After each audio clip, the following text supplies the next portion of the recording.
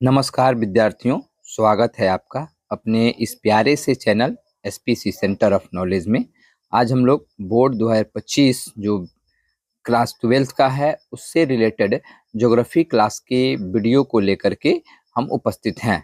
तो अगर आप हमारे चैनल पर पहली बार हैं तो चैनल को सब्सक्राइब कर लें, बेल आइकन को प्रेस कर लें ताकि जो नोटिफिकेशन है वह आप तक पहुंचता रहे। और आज हम लोग 70 प्रश्नों के एक और बेहतरीन सेट को सॉल्व करने का प्रयास करेंगे। तो चलिए हम लोग बिना किसी देरी के हम लोग पहले प्रश्न से शुरुआत करते हैं। पहला प्रश्न है हम लोगों का कि हुगली औद्योगिक प्रदेश का केंद्र है। क्या पूछ रहा है कि हुगली औद्योगिक प्रदेश का केंद्र है। ए नंबर ऑप्शन में बोला गया है कोलकाता से हावड़ा, बी नंबर में बोला गया है कोलकाता से मेदिनीपुर, सी नंबर ऑप्शन में कहा गया है कोलकाता से रिसरा और डी में कह रहा है कोलकाता से कोन्नगर। तो हुगली औद्योगिक प्रदेश जो है जिसका केंद्र है कोलकाता से हावड़ा, ऑप्शन ए यहाँ सही हो जाएगा। क्या हो जाएगा? ऑप्शन ए यहाँ सही हो जाएगा। दूसरा प्रश्न है कि भारत में पहला रेडियो कार्यक्रम प्रसारित हुआ था। क्या कह रहा है कि भारत में पहला रेडियो कार्यक्रम प्रसारित हुआ था। ए में कह रहा है 1936, बी में कह रहा है 1911, सी में कह रहा है 1923 और डी में कह रहा है 1927। तो भारत में पहला रेडियो कार्यक्रम जो था वह 1923 ईस्वी में प्रसारित हुआ था। कब हुआ था? तो भारत में पहला रेडियो कार्यक्रम जो था वह 1923 ईस्वी में प्रसारित हुआ था। ऑप्शन सी सही जवाब हो जाएगा। 3 नंबर जो प्रश्न है उसमें पूछा गया है कि भारतीय रेल की शुरुआत हुई थी। क्या पूछा गया है कि भारतीय रेल की शुरुआत कब हुई थी। ए नंबर ऑप्शन में दिया गया है 1853 ईस्वी में, बी नंबर में दिया गया है 1753 ईस्वी में, सी नंबर में दिया गया है 1863 ईस्वी में और डी में कहा गया है 1760 ईस्वी में। तो भारत में रेलवे की जो शुरुआत है वह 1853 ईस्वी में हुई थी, इसलिए ऑप्शन ए यहाँ पे सही जवाब हो जाएगा। 4 नंबर प्रश्न कह रहा है कि कोच्चि पत्तन अवस्थित है। क्या कह रहा है कि कोच्चि पत्तन अवस्थित है कहाँ। ए में कह रहा है कर्नाटक, बी में कह रहा है उड़ीसा, सी में कह रहा है केरल और डी में कह रहा है तमिलनाडु। तो कोच्चि पत्तन जो है वह केरल में अवस्थित है। कहाँ अवस्थित है? केरल में अवस्थित है। ऑप्शन सी इसका सही जवाब हो जाएगा। 5 नंबर प्रश्न कह रहा है कि जलजन्य रोग है। क्या कह रहा है कि जलजन्य रोग है अर्थात पानी से कौन सा रोग होता है। ए में श्वसन संक्रमण, बी में नेत्रश्लेष्म शोथ, सी में अतिसार और डी में श्वास नली शोथ। तो जलजन्य रोग जो है वह अतिसार होता है, यानी जल से जो बीमारी होती है वह अतिसार होती है, यानी ऑप्शन सी सही जवाब हो जाएगा। 6 नंबर प्रश्न कह रहा है कि सर्वाधिक जनसंख्या वाला मेगालोपोलिस है। क्या कह रहा है कि सर्वाधिक जनसंख्या वाला मेगालोपोलिस है। ए में मुंबई, बी में दिल्ली, सी में कोलकाता और डी में चेन्नई। तो सर्वाधिक जनसंख्या वाला मेगापोलिस जो शहर है वह है मुंबई। ऑप्शन ए यहाँ सही जवाब हो जाएगा। चलिए बढ़ते हैं 7 नंबर प्रश्न की ओर। 7 नंबर प्रश्न को देखते हैं हम लोग कि 7 नंबर प्रश्न क्या है। 7 नंबर प्रश्न में पूछा गया है कि धारावी मलिन बस्ती कहाँ स्थित है। क्या कह रहा है कि धारावी मलिन बस्ती कहाँ स्थित है। ए में कोलकाता में, बी में मुंबई में, सी में दिल्ली में और डी में कह रहा है कि इनमें से कोई नहीं। तो धारावी मलिन बस्ती जो है वह मुंबई में स्थित है। ऑप्शन बी यहाँ सही जवाब हो जाएगा। 8 नंबर प्रश्न में पूछा गया है कि संभावनावाद की अवधारणा में किस घटक को महत्वपूर्ण माना गया है। क्या कह रहा है कि संभावनावाद यानी संभववाद अवधारणा में किस घटक को महत्वपूर्ण माना गया है। ए में कह रहा है प्राकृतिक घटक, बी में कह रहा है मानवीय घटक, सी में कह रहा है ए और बी अर्थात प्राकृतिक और मानवीय दोनों घटक और डी में कह रहा है इनमें से कोई नहीं। इसका सही जवाब हो जाएगा ऑप्शन सी प्राकृतिक और मानवीय घटक। 9 नंबर प्रश्न कर रहा है कि विश्व के सघन जनसंख्या क्षेत्रों में निम्नलिखित में से कौन क्षेत्र सम्मिलित नहीं है। क्या कह रहा है कि विश्व के सघन जनसंख्या क्षेत्रों में निम्नलिखित में से कौन सा क्षेत्र सम्मिलित नहीं है। ए में कह रहा है कि दक्षिण पश्चिमी यूरोप, बी में कह रहा है दक्षिण पूर्वी एशिया, सी में कह रहा है कि दक्षिण पश्चिम अफ्रीका और डी में कह रहा है उत्तर पूर्व उत्तरी अमेरिका। प्रश्न को फिर से हम लोग एक बार रिपीट कर लेते हैं। कह रहा है कि विश्व के सघन जनसंख्या क्षेत्रों में निम्नलिखित में से कौन क्षेत्र सम्मिलित नहीं है। यहाँ पे पूछ रहा है कि कौन सा क्षेत्र सम्मिलित नहीं है। चलिए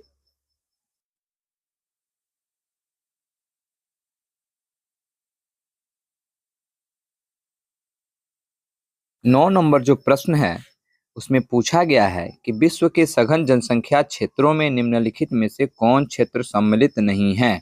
क्या पूछ रहा है कि विश्व के सघन जनसंख्या क्षेत्रों में निम्नलिखित में से कौन सा क्षेत्र सम्मिलित नहीं है। ए में कह रहा है पश्चिमी यूरोप, बी में कह रहा है दक्षिण पूर्वी एशिया, सी में कह रहा है दक्षिण पश्चिमी अफ्रीका और डी में कह रहा है उत्तर पूर्व उत्तरी अमेरिका। तो इसका सही जवाब जो है वह हो जाएगा दक्षिण पश्चिम अफ्रीका। ऑप्शन सी इसका सही जवाब हो जाएगा। चलिए 10 नंबर प्रश्न जो है उसमें पूछा गया है कि निम्नलिखित में कौन एक जन स्थानांतरण का अपकर्ष कारक नहीं है। क्या करा है कि निम्नलिखित में कौन एक जन स्थानांतरण का अपकर्ष कारक नहीं है। ए में कह रहा है रहन सहन की अच्छी दशाएं, बी में कह रहा है अनुकूल जलवायु, सी में कह रहा है रहन सहन की निम्न दशाएं और डी में कह रहा है शांति एवं अस्थायित्व। तो इसका सही जवाब जो है वह हो जाएगा ऑप्शन सी रहन सहन की निम्न दशाएं। चलिए हम लोग प्रश्नों के क्रम में आगे बढ़ते हैं और 11 नंबर प्रश्न से देखते हैं। 11 नंबर प्रश्न में पूछा गया है कि विश्व के किस देश की जनसंख्या सर्वाधिक है। क्या पूछ रहा है कि विश्व के किस देश की जनसंख्या सर्वाधिक है। अगर वर्तमान में देखा जाए तो सबसे जो जनसंख्या सर्वाधिक है वह भारत में है। तो यहाँ ऑप्शन बी सही जवाब हो जाएगा। 13 नंबर प्रश्न कह रहा है कि निम्नलिखित में कौन एकल कृषि नहीं है। क्या कह रहा है कि निम्नलिखित में कौन एकल कृषि नहीं है। ऑप्शन में ए में कह रहा है रोपण कृषि, बी में कह रहा है डेयरी कृषि, सी में कह रहा है फिर रोपण कृषि, यहाँ पे मिस प्रिंटिंग हो गया है, और डी में कह रहा है व्यापारिक अनाज कृषि। तो एकल कृषि कौन नहीं है तो रोपण कृषि। ऑप्शन ए सही जवाब हो जाएगा। 13 नंबर जो प्रश्न है उसमें कह रहा है कि निम्नलिखित में से कौन रोपण फसल नहीं है। क्या पूछ रहा है कि निम्नलिखित में से कौन रोपण फसल नहीं है। ए में कह रहा है कॉफी, बी में कह रहा है गेहूं, सी में कह रहा है गन्ना और डी में कह रहा है रबड़। तो कौन ऐसा इस चारों फसलों में से है जो रोपण फसल नहीं है। वह हो जाएगा गेहूं। गेहूं जो है वह रोपण फसल के अंतर्गत नहीं आता है। 14 नंबर प्रश्न कह रहा है कि विस्तृत व्यापारिक अनाज उत्पादक कृषि नहीं की जाती है। क्या कह रहा है कि विस्तृत व्यापारिक अनाज उत्पादक कृषि नहीं की जाती है किस क्षेत्र में। ए में प्रेयरी क्षेत्र में, बी में स्टेपीज क्षेत्र में, सी में पंपास क्षेत्र में और डी में अमेजन बेसिन क्षेत्र में। तो इसका सही जवाब जो है ऑप्शन डी हो जाएगा अमेजन बेसिन क्षेत्र में व्यापारिक अनाज उत्पादक कृषि जो है वह नहीं की जाती है। चलिए 15 नंबर प्रश्न को देखते हैं। 15 नंबर जो प्रश्न है हम लोगों का उसमें पूछा गया है कि ओपेक अर्थात Organization of Petroleum Exporting Countries का मुख्यालय कहाँ है। ए में कह रहा है वियना, सी में कह रहा है जकार्ता, बी में कह रहा है जकार्ता, सी में कह रहा है हनोई और डी में कह रहा है जिनेवा। क्या पूछा गया है कि ओपेक का मुख्यालय है जो कहाँ है। जैसे ए नंबर ऑप्शन में कहा गया है वियना, बी में जकार्ता, सी में हनोई और डी में जिनेवा। तो ओपेक का जो मुख्यालय है वह है वियना में। ऑप्शन ए यहाँ सही जवाब हो जाएगा। 16 नंबर जो प्रश्न है उसमें पूछा जा रहा है कि झील के चारों ओर बसा गांव किस प्रतिरूप में आएगा। क्या कह रहा है कि झील के चारों ओर बसा गांव किस प्रतिरूप में आएगा। ए में कह रहा है आयताकार, बी में कह रहा है अरीय, सी में कह रहा है वृत्ताकार और डी में कह रहा है तारा के आकार के। तो झील के चारों ओर जो बसा गांव है वह वृत्ताकार रूप में आएगा। ऑप्शन सी यहाँ सही जवाब हो जाएगा। 17 नंबर जो प्रश्न है इसमें पूछा गया है कि निम्नलिखित में से कौन व्यावसायिक नगर है। क्या कह रहा है कि निम्नलिखित में से कौन व्यावसायिक नगर है। ए में जेरूशलम, बी में पीटर्सबर्ग, सी में पीजिंग और डी में एम्स्टर्डम। यानी यहाँ पे जो इसका सही जवाब है वह हो जाएगा ऑप्शन बी पीटर्सबर्ग जो है वह एक व्यावसायिक नगर है। चलिए 18 नंबर जो प्रश्न है उसमें कह रहा है कि उत्तर अटलांटिक मार्ग जोड़ता है। क्या कह रहा है कि उत्तर अटलांटिक मार्ग जोड़ता है। ए में उत्तरी अमेरिका को यूरोप से, बी में उत्तरी अमेरिका को अफ्रीका से, सी में यूरोप को एशिया से और डी में इनमें से कोई नहीं। तो उत्तर अटलांटिक मार्ग जो जोड़ने का जो कार्य करता है वह है उत्तरी अमेरिका को यूरोप से। ऑप्शन ए जो है यहाँ सही जवाब हो जाएगा। चलिए 19 नंबर प्रश्न को देखते हैं हम लोग। 19 नंबर जो प्रश्न है उसमें क्या पूछा गया है। 19 नंबर जो प्रश्न है इसमें पूछा जा रहा है कि यूरोप वासियों द्वारा अपने उपनिवेशों में किस प्रकार की कृषि का विकास किया गया था। क्या कह रहा है कि यूरोप वासियों द्वारा अपने उपनिवेशों में किस प्रकार की कृषि का विकास किया गया था। ए में कह रहा है मिल्पा कृषि, बी में कह रहा है रोपण कृषि, सी में कह रहा है मिश्रित कृषि और डी में कह रहा है अंगूर की खेती। तो यूरोप वासियों द्वारा अपने उपनिवेश में जिस कृषि का विकास किया गया वह है रोपण कृषि। बी नंबर ऑप्शन सही जवाब हो जाएगा। 20 नंबर जो प्रश्न है उसमें पूछ रहा है कि खट्टे फलों की कृषि संबंधित है। क्या है? खट्टे फलों की कृषि किससे संबंधित है?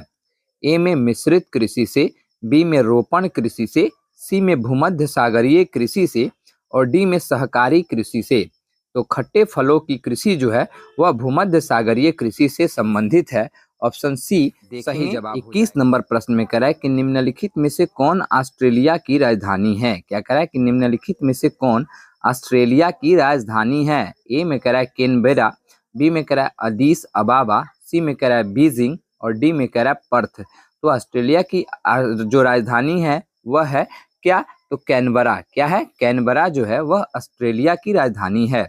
22 नंबर प्रश्न में कह रहा है कि उच्च परिमाण और स्तर वाले अन्वेषण से संबंधित क्रियाकलापों को कहा जाता है। यानी उच्च परिणाम और स्तर वाले अन्वेषण से संबंधित क्रियाकलापों को कौन सा क्रियाकलाप कहा जाता है। ए में कह रहा है द्वितीय क्रियाकलाप, बी में कह रहा है पंचम क्रियाकलाप, सी में कह रहा है चतुर्थ क्रियाकलाप और डी में कह रहा है इनमें से कोई नहीं। तो यहाँ पे सही जो जवाब है वह हो जाएगा पंचम क्रियाकलाप। ऑप्शन बी सही जवाब हो जाएगा। 23 नंबर जो प्रश्न है इसमें कह रहा है कि उत्तर भारत में सिंचाई का मुख्य स्रोत कौन सा है। क्या कह रहा है कि उत्तर भारत में सिंचाई का मुख्य स्रोत कौन सा है। ए में कह रहा है नहर, बी में कह रहा है नलकूप, सी में कह रहा है तालाब और डी में कह रहा है इनमें से कोई नहीं। तो उत्तर भारत में सिंचाई का जो मुख्य स्रोत है वह है नहर, इसलिए ऑप्शन ए यहाँ सही जवाब हो जाएगा। चलिए 24 नंबर प्रश्न कह रहा है कि निम्नलिखित खनिजों में किसको भूरा हीरा कहा जाता है। क्या कह रहा है कि निम्नलिखित खनिजों में किसको भूरा हीरा के नाम से हम जानते हैं। ए में लौह अयस्क को, बी में अभ्रक को, सी में मैग्नीज को और डी में लिंगनाइट को। तो भूरा हीरा के नाम से हम लिंगनाइट को जानते हैं। ऑप्शन डी यहाँ सही जवाब हो जाएगा। 25 नंबर जो प्रश्न है कह रहा है कि निम्नलिखित राज्यों में किसमें कैगा नाभिकीय ऊर्जा केंद्र अवस्थित है। क्या कह रहा है कि निम्नलिखित राज्यों में किसमें कैगा नाभिकीय ऊर्जा केंद्र अवस्थित है। ए में उत्तर प्रदेश, बी में महाराष्ट्र, सी में कर्नाटक और डी में गुजरात। तो कैगा नाभिकीय ऊर्जा केंद्र जिस राज्य में स्थित है वह है कर्नाटक। क्या है? कर्नाटक। ऑप्शन सी यहाँ पे सही जवाब हो जाएगा। चलिए हम लोग आगे बढ़ते हैं और आगे के तमाम सभी प्रश्नों को हम लोग सॉल्व करेंगे। 26 नंबर जो प्रश्न है हम लोगों का उसको देखते हैं। 26 नंबर प्रश्न कह रहा है कि बैलाडीला लौह अयस्क क्षेत्र किस राज्य में स्थित है। क्या कह रहा है कि बैलाडीला लौह अयस्क क्षेत्र किस राज्य में स्थित है। ए में महाराष्ट्र, बी में झारखंड, सी में मध्य प्रदेश और डी में छत्तीसगढ़। तो बैलाडीला लौह अयस्क क्षेत्र जिस राज्य में स्थित है वह है छत्तीसगढ़। कौन है? छत्तीसगढ़। चलिए 27 नंबर प्रश्न कह रहा है कि केंदुझर मैग्नीज क्षेत्र स्थित है। क्या कह रहा है कि केंदुझर मैग्नीज क्षेत्र स्थित है किस राज्य में। ए में मध्य प्रदेश, बी में झारखंड, सी में उड़ीसा और डी में छत्तीसगढ़। केंदुझर जो मैग्नीज क्षेत्र है वह उड़ीसा में स्थित है। ऑप्शन सी सही जवाब हो जाएगा। 28 नंबर प्रश्न कह रहा है कि निम्नलिखित में से कौन ऊर्जा का गैर परंपरागत स्रोत है। क्या कह रहा है कि निम्नलिखित में कौन ऊर्जा का गैर परंपरागत स्रोत है। ए में कोयला, बी में जल विद्युत, सी में सौर ऊर्जा और डी में खनिज तेल। तो ऊर्जा का गैर परंपरागत स्रोत जो है वह ऑप्शन सी सौर ऊर्जा होता है।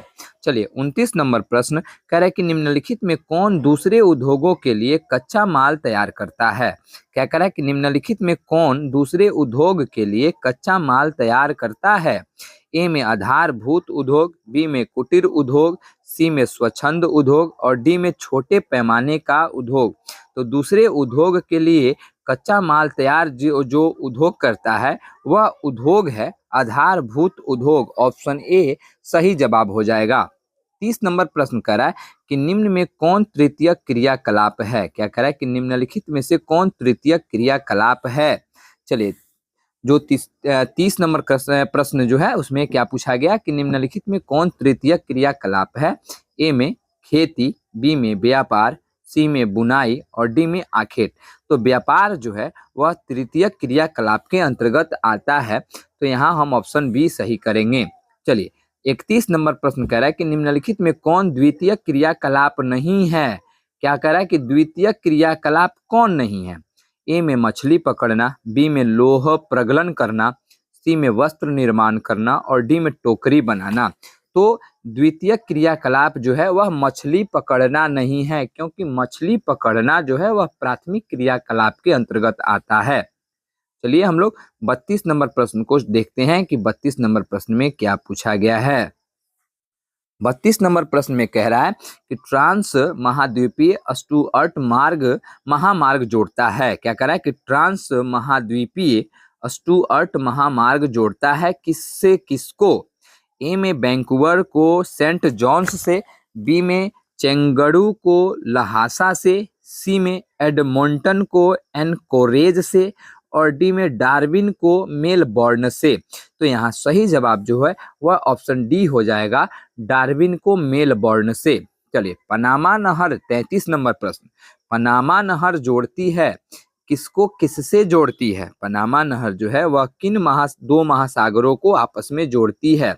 ए में प्रशांत महासागर को हिंद महासागर से, बी में कैरिबियन सागर को मैक्सिको की खाड़ी से, सी में प्रशांत महासागर को अटलांटिक महासागर से और डी में अटलांटिक महासागर को हिंद महासागर से।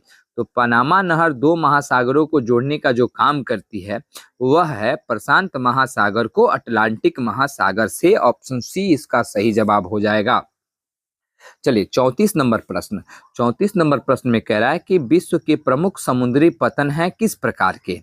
पहला नौसेना पतन, दूसरा तेल पतन, तीसरा सी नंबर जो ऑप्शन है विस्तृत पतन और डी नंबर ऑप्शन कह रहा है कि औद्योगिक पतन। तो विश्व के प्रमुख समुद्री पतन जो हैं वह विस्तृत पतन के रूप में जाने जाते हैं। ऑप्शन सी सही जवाब हो जाएगा। 35 नंबर प्रश्न कह रहा है कि निम्नलिखित महाद्वीपों में किससे विश्व व्यापार का सर्वाधिक प्रवाह होता है?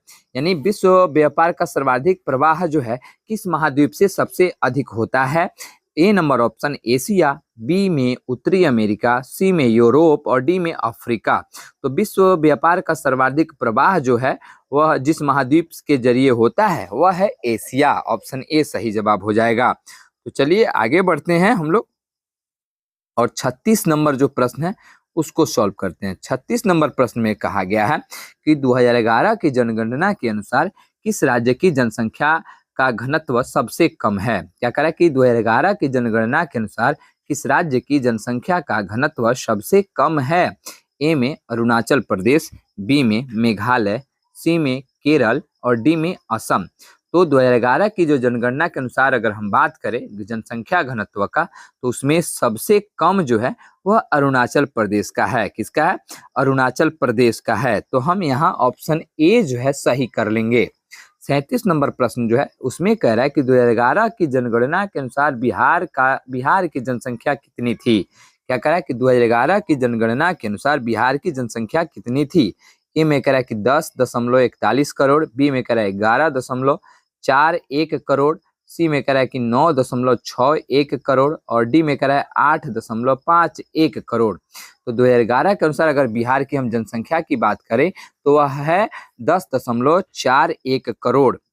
चलिए 38 नंबर प्रश्न कह रहा है कि निम्नलिखित राज्यों में से किसकी जनसंख्या सर्वाधिक है? क्या कह रहा है कि निम्नलिखित राज्यों में से किसकी जनसंख्या सर्वाधिक है? ए में उत्तर प्रदेश, बी में बिहार, सी में पश्चिम बंगाल और डी में महाराष्ट्र। तो उत्तर प्रदेश एक ऐसा राज्य है जिसकी जनसंख्या सबसे सर्वाधिक है। तो यहाँ ऑप्शन ए सही जवाब हो जाएगा। 39 नंबर प्रश्न कह रहा है कि हार्टिकल्चर संबंधित है। क्या कह रहा है? हार्टिकल्चर संबंधित है। ए में फूल से, बी में अन्न से, सी में दाल से और डी में फल एवं सब्जी।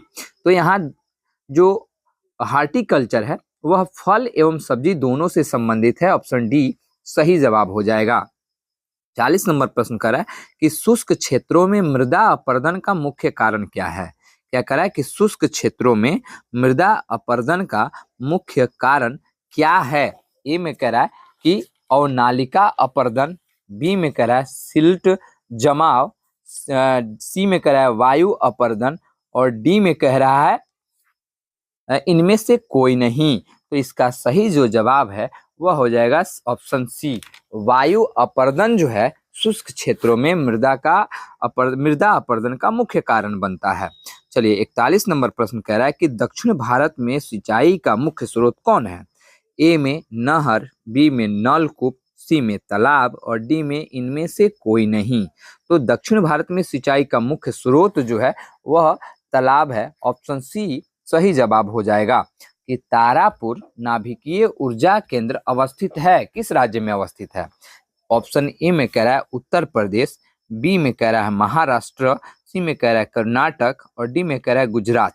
तो तारापुर नाभिकीय ऊर्जा केंद्र जो है वह महाराष्ट्र में अवस्थित है। ऑप्शन बी यहाँ सही जवाब हो जाएगा।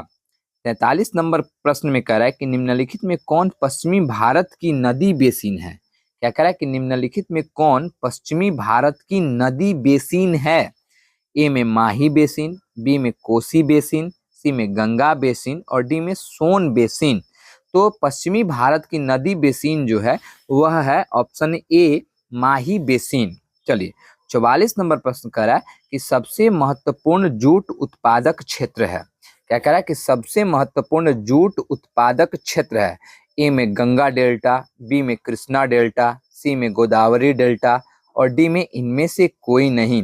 तो सबसे बेहतर जूट उत्पादक क्षेत्र जो है वह है गंगा। हम लोग 45 नंबर प्रश्न को देखेंगे। 45 नंबर प्रश्न में कह रहा है कि बाबा बूदन पहाड़ी स्थित है कहाँ? क्या कह रहा है कि बाबा बूदन पहाड़ी स्थित है कहाँ?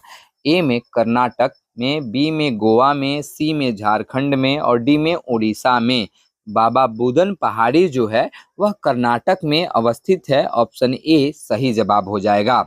46 नंबर प्रश्न में कह रहा है कि निम्नलिखित राज्यों में कौन गुड़वाना कोयला के लिए प्रसिद्ध है? क्या कह रहा है कि निम्नलिखित राज्यों में कौन गुड़वाना कोयला के लिए प्रसिद्ध है? ए में नागालैंड, बी में त्रिपुरा, सी में तमिलनाडु और डी में झारखंड। तो सबसे बेहतर गुड़वाना कोयला जो है वह झारखंड में पाया जाता है। ऑप्शन डी सही जवाब हो जाएगा। 47 नंबर प्रश्न कह रहा है कि जनसंख्या वितरण को प्रभावित करने वाला सबसे महत्वपूर्ण कारक कौन है? क्या कह रहा है कि जनसंख्या वितरण को प्रभावित करने वाला सबसे महत्वपूर्ण कारक कौन है? ए में स्थलाकृति, बी में मिट्टी, सी में प्राकृतिक वनस्पति और डी में जलवायु। तो यहाँ पे सही जवाब जो है ऑप्शन डी हो जाएगा, जलवायु। चलिए 48 नंबर प्रश्न कह रहा है कि औद्योगिकरण से कौन सा प्रदूषण होता है? अर्थात उद्योग जो कंपनियां हैं जहां किसी वस्तु का निर्माण का काम चलता है वहां से कौन सा प्रदूषण होता है? यानी उन सभी औद्योगिकरणों से कौन सा प्रदूषण जो है वह होता है?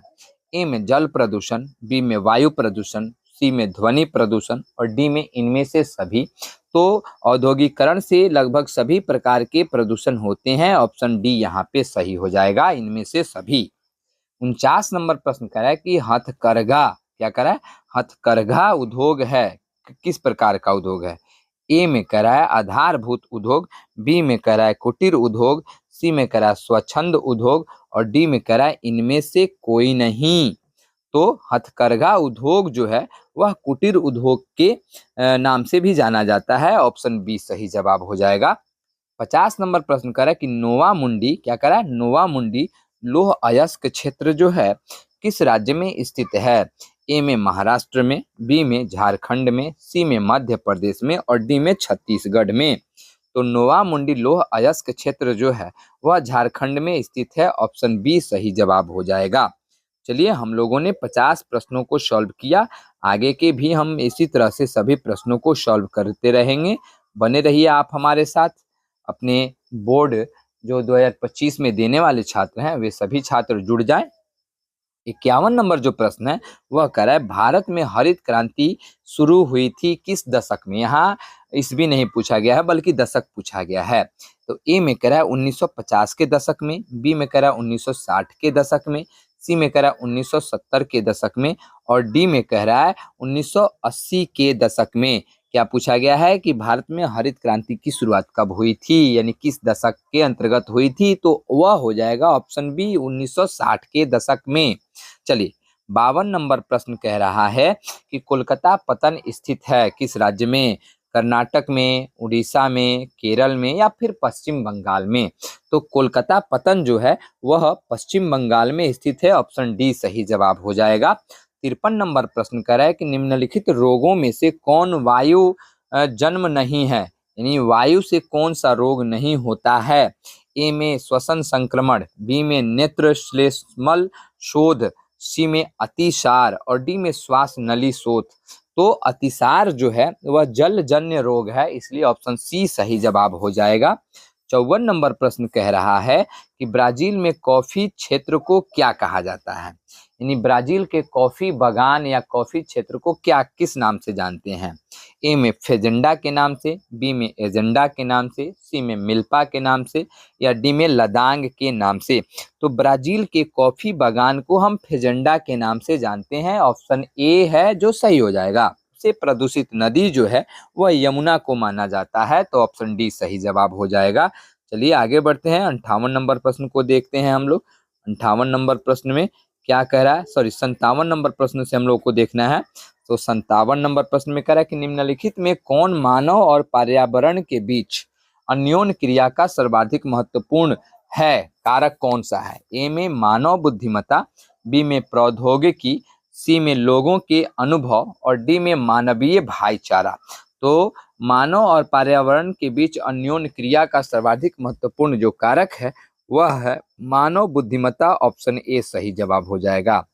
58 नंबर प्रश्न कर रहा है कि नियतिवाद संकल्पना में किस घटक को महत्वपूर्ण माना गया है। क्या कह रहा है कि नियतिवाद संकल्पना में किस घटक को महत्वपूर्ण जो है माना गया है। ए में प्राकृतिक घटक, बी में मानवीय घटक, सी में ए और बी दोनों और डी में इनमें से कोई नहीं। तो नियतिवाद के बारे में पूछा गया है, तो यहाँ प्राकृतिक घटक हो जाएगा।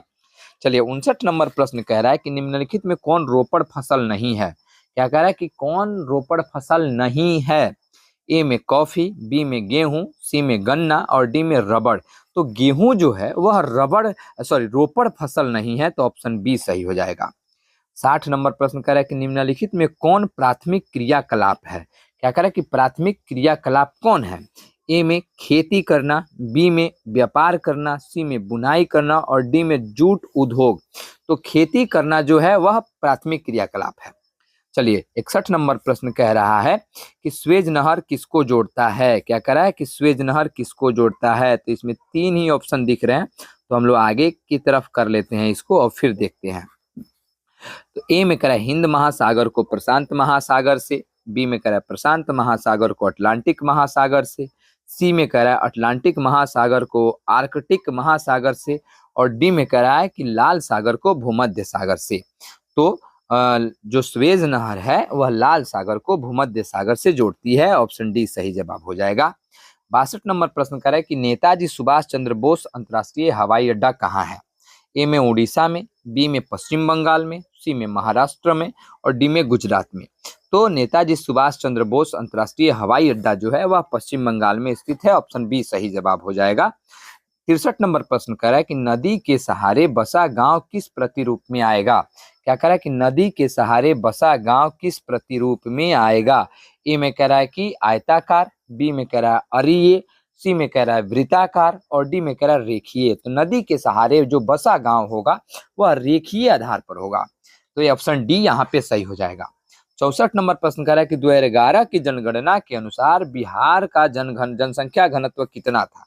ए में 1126 व्यक्ति प्रति वर्ग किलोमीटर, बी में 1006 व्यक्ति प्रति वर्ग किलोमीटर, सी में कह रहा है 906 व्यक्ति प्रति वर्ग किलोमीटर और डी में कह रहा है 1106 व्यक्ति प्रति वर्ग किलोमीटर। इसका सही जवाब जो है वह हो जाएगा 1106 व्यक्ति प्रति वर्ग किलोमीटर, डी नंबर ऑप्शन सही हो जाएगा। 65 नंबर प्रश्न कह रहा है कि भारत में पूर्ण जनगणना पहली बार कब हुई थी। और ए नंबर ऑप्शन कह रहा है 1881 में, बी में कह रहा है 1901 में, सी में कह रहा है 1781 में और डी में कह रहा है इनमें से कोई नहीं। तो भारत में पूर्ण जनगणना जो है पहली बार वो 1881 ईस्वी में हुई थी। चलिए हम बढ़ते हैं 66 नंबर प्रश्न की ओर, और 66 से आगे हम देखेंगे। 66 नंबर प्रश्न में कह रहा है कि 2011 की जनगणना के अनुसार भारत में नगरीय आबादी कितनी प्रतिशत थी। ए में 31.16%, बी में 35.16%, सी में 36.16% और डी में 37.16%। तो 2011 की जनगणना के अनुसार अगर हम देखें तो 31.16%। चलिए 67 नंबर प्रश्न कह रहा है कि निम्नलिखित में कौन भारत में पुरुष प्रवास का मुख्य कारण है। पुरुष प्रवास का मुख्य कारण भारत में क्या है। ए में कह रहा है कि विवाह, बी में कह रहा है व्यवसाय, सी में कह रहा है काम और रोजगार और डी में कह रहा है शिक्षा। तो यहाँ पे सही जवाब सी हो जाएगा, काम और रोजगार। 68 में कह रहा है कि निम्नलिखित राज्यों में किसका 0 से 6 आयु वर्ग में लिंगानुपात निम्नतम है। ए में हरियाणा, बी में गुजरात, सी में पंजाब और डी में हिमाचल प्रदेश। तो हरियाणा जो है वह 0 से 6 आयु वर्ग में लिंगानुपात निम्नतम है। 69 नंबर प्रश्न कह रहा है कि 2011 की जनगणना के अनुसार निम्नलिखित में से किसमें नगरीय जनसंख्या का अनुपात सर्वाधिक है। तो यहाँ पे ऑप्शन दिया गया है, ए में तमिलनाडु, बी में महाराष्ट्र, सी में केरल गोवा और डी में केरल। जिसका सही जवाब जो है वह हो जाएगा तमिलनाडु। तो हम लोगों ने 69 प्रश्नों को सॉल्व किया है। आशा करते हैं कि आपको सभी प्रश्न जो है बेहतर लगे होंगे। अगर आपको वीडियो अच्छा लगा हो तो एक बार लाइक कर दीजिए, शेयर कर दीजिए, कमेंट कर दीजिए। Thanks for watching my video. मिलते हैं इसी तरह आपसे बेहतरीन एक और अगले वीडियो में।